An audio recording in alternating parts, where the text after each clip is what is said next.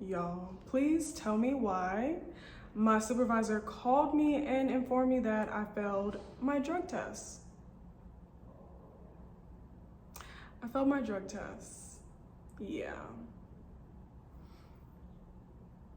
Let's get into it. Hey Pristine Posse, welcome back to my channel.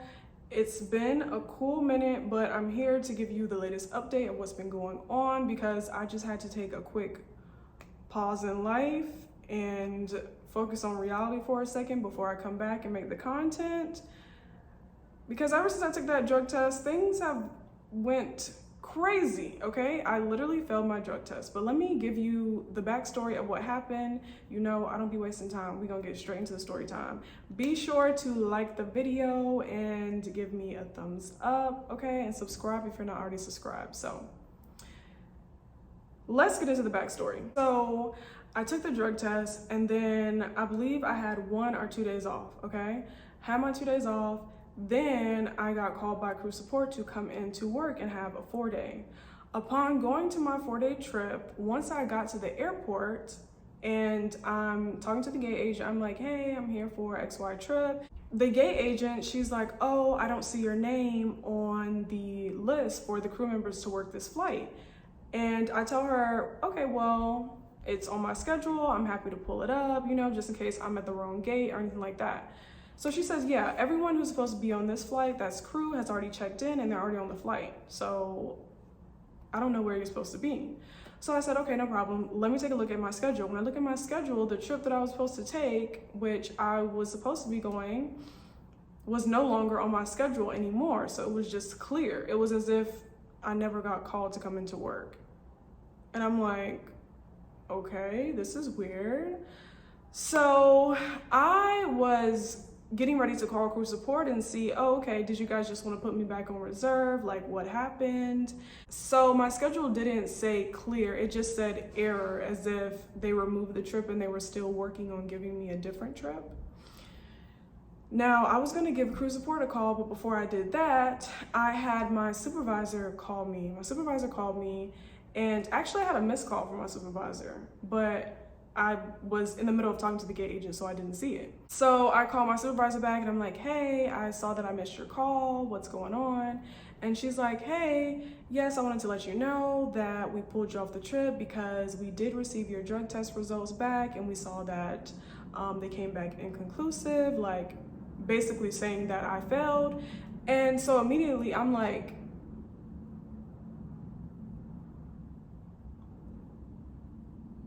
what? Like, I failed my drug test? Because y'all, if you fail your drug test as a flight attendant, you're fired.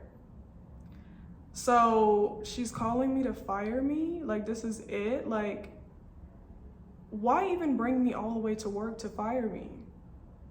So I'm like, what is going on? That's number one, am I getting fired? Number two, in my head, I'm like, how did I fail a drug test and I'm not doing any drugs? Like, did someone drug me? Someone had to have drugged me. So I told her, I'm like, okay, I don't know like how I failed it because I don't do any drugs. So I'm just very confused. Like, is there a way I can do it again? Or like it can be random again because I just don't get.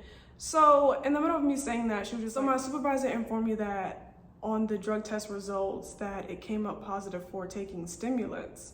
So she was asking me if I am taking any stimulants, and if so, if I'm able to provide proof with a prescription from the doctor. And I was telling her, oh yes, I do take Adderall, and I didn't realize that that's something that can come up positive in a drug test. So my supervisor basically informs me that all I need to do is get a letter or the prescription from my doctor saying that I am taking this medication and my doctor's prescribed it, and then that will validate my drug test as to why it came up positive for taking a stimulant.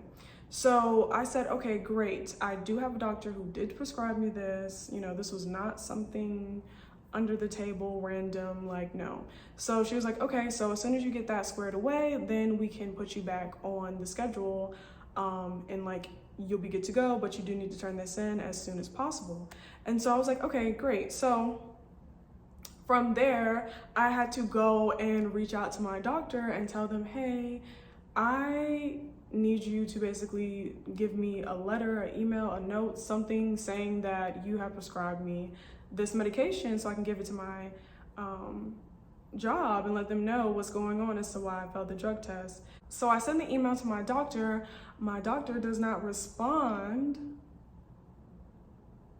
And I'm like, hello, where are you? So then I had to call up the office. I'm like, hey, I know she's probably busy. She's a doctor, but this is kind of urgent. This is for my job. I need to turn in this prescription saying that I have been prescribed this medication. Y'all, please tell me why my doctor was on vacation. My doctor was on vacation, and it's like I needed her, specifically her sign off saying that she gave this to me.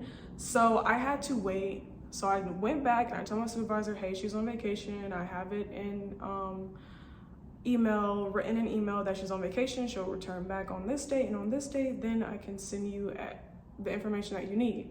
So thankfully my supervisor was understanding, and she was like, okay, cool. I did send her a picture of my actual, like the label of my prescription, but she was like, we need a sign off from the doctor, because I guess anybody can just make a little, I guess, pill label. I don't know.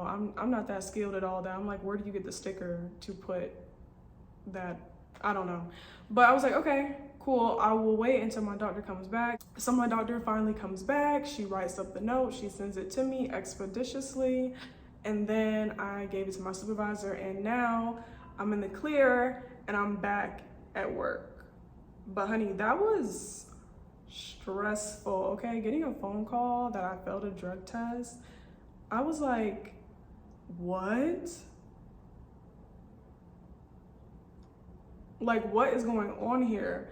So I'm happy that I'm able to get that all squared away, and now we're back to normal. I'm back to being a flight attendant, no issues there. However, I did want to share this story time with you guys, because if you guys are taking any medications that you're prescribed by your doctor, definitely have the letter on hand already, so that if you do have a random drug test, then you can give them the letter at the same time. So it's like, let's just clear the air just in case anything comes up, then we're good to go. Listen, the last thing you want to do is have anxiety on your mind like I did when I got that phone call, okay? Because you don't want that. You don't want to have unnecessary anxiety. You want to already just be one step ahead of the game, already have a letter, already be good and in the clear.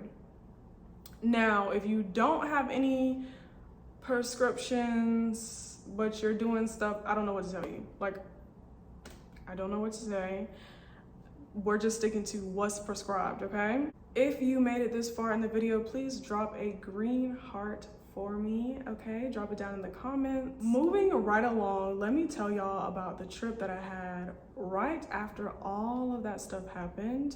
I did get assigned a 3-day trip. So first, I'm gonna show you guys a little room tour. Here we are in the hotel room. The restroom is pretty spacious with a lot of mirrors. I do like that. And my favorite part of the restroom is that there is lighting above the shower. You guys know that I'm very picky about my lighting, honey. Like, we need to have lighting. However, the lighting in the actual, oh, here's the closet space. I guess it's an open closet. The lighting in the actual hotel room is weird. There's like 5 lamps, but there's no lighting at the top. That lets me know that this hotel room was something else. Like, the hotel building was something else before it became a hotel room. That's always like a dead giveaway. But anyways, we do have a refrigerator and a microwave, so that's good. Okay, so that was the hotel in Columbia, Missouri. You guys let me know, what would you rate it, out of 5 stars down below. More importantly, let me tell you about the trip. So it was a 3-day. The first day was one flight going to Columbia. The next day was going to be to stay in Columbia the whole day. So that's basically a simple day, and you get paid for 4 hours of your time, and basically you don't have to work any flights. You can just enjoy your day in Columbia. And then the next day we had to be at the airport by 5:30. However, the hotel that we were staying at is about 30 minutes away from the airport. So we had a showtime, showtime is the time that you need to be downstairs and report to the shuttle to take the shuttle from the hotel to the airport with your crew. Our showtime was 4:15 a.m. Okay, that's dumb early.